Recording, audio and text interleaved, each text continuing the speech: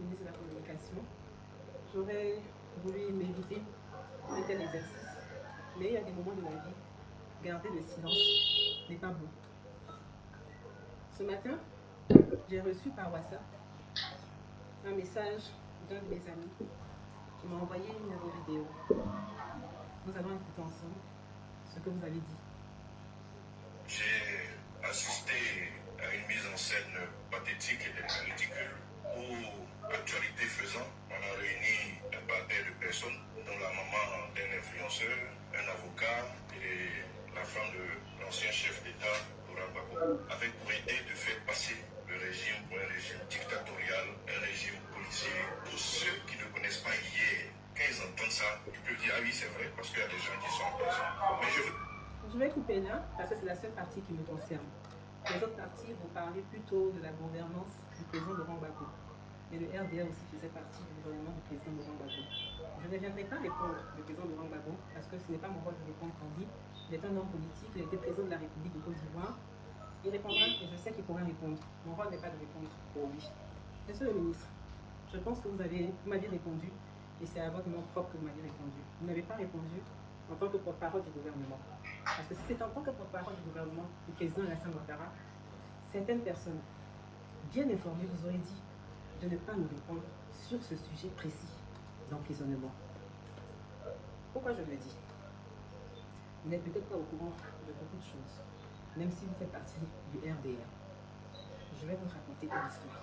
En 1999, je ne sais pas si vous vous en souvenez, quand ils sont venus arrêter les militants du RDR d'alors, les militaires étaient venus justement au siège du RDR à la rue de Pic. J'étais journaliste à cette époque et j'étais juste venue interroger Madame Henriette Dabaté, qui était la secrétaire générale du Rassemblement des Républicains. Et nous étions dans ses bureaux quand la police a fait irruption pour pouvoir l'arrêter. Elle a été arrêtée et la deuxième personne qui a été arrêtée, c'était moi. Mais quand moi on m'a arrêtée, j'ai été frappée, molestée, tabassée par les policiers d'alors. Madame Henriette Dabaté a été récupérée et m'ont mise dans le fourgon. Ensuite, on m'a jetée aussi dans la voiture des policiers, dans le coffre aussi, avec Madame Henriette Dabaté. Et la troisième personne qui a été arrêtée, c'était le ministre Amadou Gon Coulibaly et à son âme. Nous étions trois à avoir été arrêtés. Mais je tiens à faire une précision importante.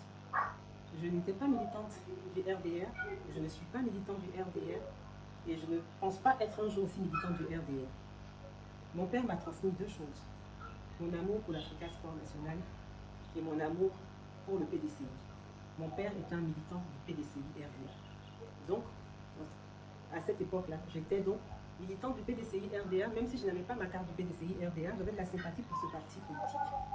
Et donc, on était trois, on nous ont déportés jusqu'à l'école de police. Arrivé à l'école de police, mes patrons d'alors d'Africa numéro 1 ont commencé à appeler le ministre de la Communication, qui était Mme Danielle Boni-Clavé, qui dit qu'on ne comprend pas pourquoi on peut arrêter une journaliste. Donc, j'étais avec Mme Henriette Dabaté. Après les interventions, j'ai pu sortir, mais avant de sortir de l'école de police, tous les autres militants du RDR, on a considéré comme des prisonniers du président Henri Konan Bédié, s'étaient constitués eux-mêmes prisonniers. Ils n'avaient pas été arrêtés. Les trois personnes qui ont été arrêtées au siège à la rue de Pic, c'était donc Henri Dabaté, en première position. En deuxième position, c'était moi. Et en troisième position, Amadou Gon Coulibaly. Arrivé à l'école de police, je suis restée quelques heures. Mais après des interventions, j'ai pu sortir de l'école de police.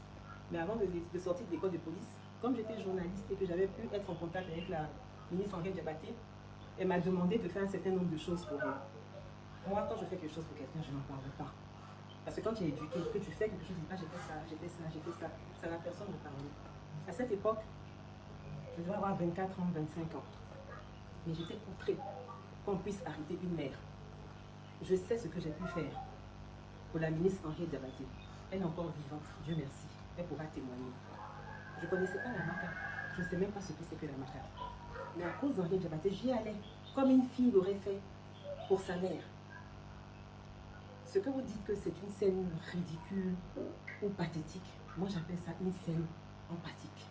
C'est l'empathie qui m'a poussé à faire ça pour Henriette Dabaté, la ministre Henriette Dabaté. Alors que je n'étais pas membre de son parti politique, je n'étais pas militant de son parti politique. J'étais la fille d'un militant du PDCI RDA.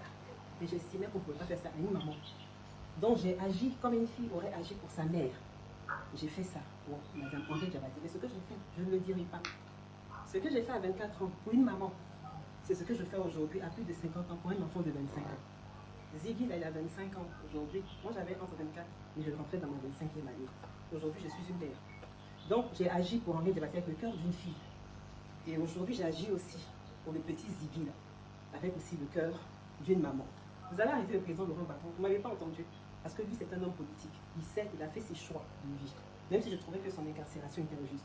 Et je ne parlerai pas pour lui. Je n'aurais même pas parlé pour le jeune Ziggy. Mais c'est un trop-plein. C'est un trop-plein. Quand on a arrêté aussi les Gala Kolebi, les Bosso Charoudé, j'ai été écœurée, mais je n'avais pas à parler. Puis moi, je ne suis pas du genre à parler.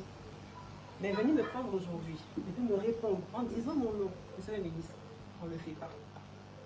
Peut-être que vous avez oublié, mais moi, quand j'allais au siège du RDR, vous voyez, et vous savez, moi, je vous voyais quand j'étais journaliste. À un moment donné, là, il y a la politique, hein, et puis il y a la vie normale. On n'a pas besoin de faire tout ça. On n'a vraiment pas besoin de faire tout ça. Vous m'avez indexé, et puis vous avez cherché à m'attribuer aussi des actions du gouvernement d'alors, gouvernement dans lequel le RDR aussi figurait. Mais le faire, ce n'est pas bon, c'est un fâcheux précédent. C'est un vrai fâcheux précédent, ce n'est pas bon. Parce que dire aujourd'hui, vouloir m'imputer du moins des actes qui ont été posés par le gouvernement d'alors, cela voudrait dire aussi qu'aujourd'hui, ce qui se passe pour des encagoulés rentrent dans des maisons, récupérer des gens qui auraient peut-être posé des actes délictueux, traumatiser les enfants des gens, traumatiser les épouses, en portant des cagoules. Il n'y a pas de raison de s'encagouler pour entrer dans des maisons. Mais je vous le dis, monsieur le ministre, ça fait peur aux enfants, ça fait peur aux femmes. Mais le faire et dire aujourd'hui que moi je sais ce qu'on faisait avant, en voulant m'attribuer des actions du gouvernement d'alors, cela supposerait aussi que la première dame, Madame Denis Ouattara, est au courant de ce qui se passe. Je ne pense pas. Ce qui est valable pour moi est aussi valable pour elle. Je ne pense pas. Parce que je ne pense pas qu'elle pourrait accepter, qu'elle pourrait savoir que des gens rentrent en cabinet dans les maisons, traumatisent les enfants, traumatisent les enfants. Si un homme a fait quelque chose, c'est l'homme qui a fait. C'est pas la femme, c'est pas les enfants. Vous pouvez venir tranquillement, je cherche, donnez, madame, monsieur, venez. Nous allons aller au commissariat. C'est comme ça que ça devrait se passer. Moi, je n'ai pas été trop longue, monsieur le ministre. Mais je dis que l'exemple là, que vous venez de prendre pour pouvoir m'attaquer ou m'insulter, c'est cet exemple que vous n'avez pas dû prendre. Vous voulez parler d'humanisme. Quand je faisais les courses de madame Henriette Diabaté, un 22 décembre 1999, elle avait besoin de quelque chose. Un enfant aussi aurait pu faire pour une mère, elle m'avait demandé de le faire. Mais elle m'a demandé de la rejoindre à la PISAM. J'étais étonnée, je dis pourquoi c'est à la PISAM que je dois la rejoindre alors qu'en principe elle est à la MACA. J'arrive à la PISAM, je la vois entre le 22 et le 23 décembre. Elle était avec Feu Amadou Gomboulibali. Il y avait aussi le ministre Amontano. Et il y avait une autre personne dont je tairai le nom, parce que cette personne ne fait pas de politique. Et puis je lui ai dit, ah, ta tante, tu fais quoi ici à la PISAM? Tu n'es pas malade? Parce que moi j'étais inquiète en venant à la PISAM. Elle m'a dit non, je ne suis pas malade. Mais le président Henri Conan Bézier m'a dit, ma soeur, je ne peux pas te laisser en prison pendant les fêtes de Noël. Donc je vais vous envoyer à la PISAM pour que vous puissiez rejoindre vos familles et puis vous allez fêter quand même Noël à la PISAM. Elle était dans une suite. Henri Conan Bézier. Il avait dit, Amadou, Henri Diabaté, 2 personnes en prison. Mais il s'est souvenu qu'elle était sa soeur. Il l'a fait sortir discrètement pour qu'elle puisse rejoindre ses enfants. Et pendant qu'on était justement à la PISAM, dans cette suite-là de la PISAM, j'ai commencé à entendre des coups, je pensais que c'était des coups de pétard. Et puis j'ai dit, ah, c'est Banger.